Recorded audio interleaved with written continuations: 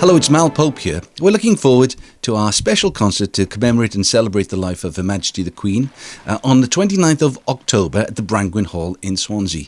Joining us for Gabrielle Fauré's Requiem will be the soprano Elin Williams. Elin, thanks for taking this call. Now then, where exactly are you this evening? I'm actually at a performance in London at the Rosewood Hotel this evening. I'm performing later on, so I've had my sound check and got a few hours to wait now, so it's lovely to chat. And they've put you in a cupboard, especially for our little conversation. They have put me in a cupboard, a very dimly lit cupboard. Now then, we're really looking all the beautiful rooms they have here. Exactly. Well, we're glad you joined us. Now then, you're no stranger to working with the Swansea Philharmonic Choir and with Jonathan Rogers, the conductor. Fauré's Requiem, it's a lovely piece of music, isn't it? It's gorgeous. It really is, and so meaningful and appropriate for this concert now. I'm really looking forward to it. I've sang it a few times before, and the Piezo is just so simple and stunning.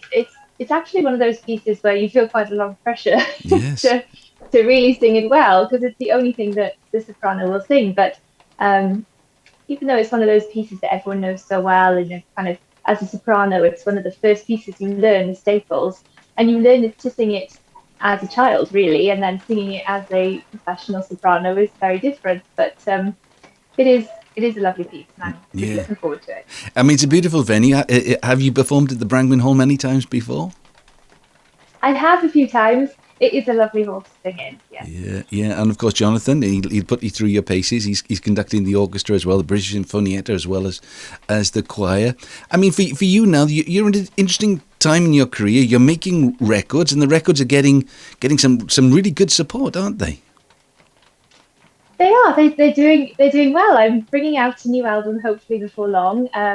Last year I brought out a record of songs from the movies called Cinema. So it's a kind of classical crossover versions of maybe pop songs in there as well, as a version of No Time to Die and Phil Collins' You'll Be in My Heart, and also a few more classical pieces on my Christmas record. So I'm enjoying bringing out the albums at the moment, and this next one will have lots of hymns and kind of anthem sounds to raise some hope and inspiration. And don't we need that at the moment? You're right, and it's that sort of that crossover market, which is enormous. You know, it is. So, but you have to, I suppose, make sure you don't forget your classical roots. I mean, we're going to ask the very best of you on the 29th of October at the Brangwyn with Fauré's Requiem. But how do you manage that? Is it a different shape of voice for you? Do you sing differently for those classical pieces and the more well-known popular pieces?